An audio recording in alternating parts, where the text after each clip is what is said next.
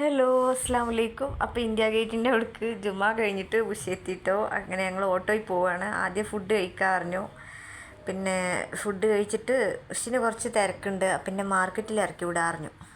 ഇവിടെ നല്ല കേരള ഫുഡ് കിട്ടും എന്ന് പറഞ്ഞു. നല്ല മട്ടരി ചോറും പൊരിച്ച മീനും ബീഫ് വരട്ടിയതും. ഞാൻ ഇങ്ങനെ കൊതിയോടെ ഇങ്ങനെ അങ്ങോട്ട് പോകാനുള്ള ആകാംക്ഷയിൽ ഇങ്ങനെ പുറത്തെ കാഴ്ചകളൊക്കെ കണ്ടിട്ട് വണ്ടിയിൽ ഇങ്ങനെ ഇരിക്കുകയാണ് കേട്ടോ. അങ്ങനെ ഞങ്ങളിവിടെ എത്തിയതുണ്ടോ. ഇത് പിണറായി സാഹബൊക്കെ വന്നാൽ താമസിക്കുന്ന സ്ഥലമാണെന്ന് പറഞ്ഞു. ഇവിടെ ഓൺലി കേരള ഫുഡാണ്. കണ്ടില്ലേ, സമൃദ്ധി. ഇവിടെ ടോക്കനാണെടോ.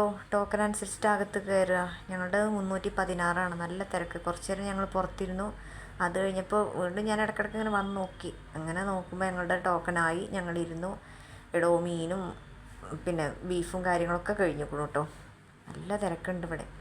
എന്നാലും സാരല്ല, ഈ ചോറിലൊരു ചമ്മന്തി ഇട്ടാലും ഞാൻ അടിപൊളിയിട്ട് കഴിക്കും. അത്രക്ക് നമ്മളുടെ ചോറിനോട് ആഗ്രഹം. കണ്ടില്ലേ, എൻ്റെ കഴിഞ്ഞു.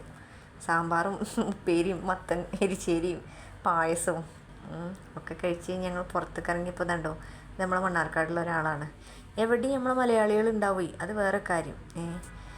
എന്തായാലും ഞാൻ വീണ്ടും പറയണു, എൻ്റെ ചാനലൊന്ന് ഇതൊന്ന് സബ്സ്ക്രൈബ് ചെയ്യുകൊണ്ടു. അപ്പോൾ ഇൻഷാ അല്ലാ ഞാൻ അടുത്ത വീഡിയോ കാണാം കേട്ടോ. മാർക്കറ്റിൽ പോയ വിശേഷങ്ങളൊക്കെ ഞാൻ അടുത്ത വീഡിയോ കൂടെ പറയാം കേട്ടോ.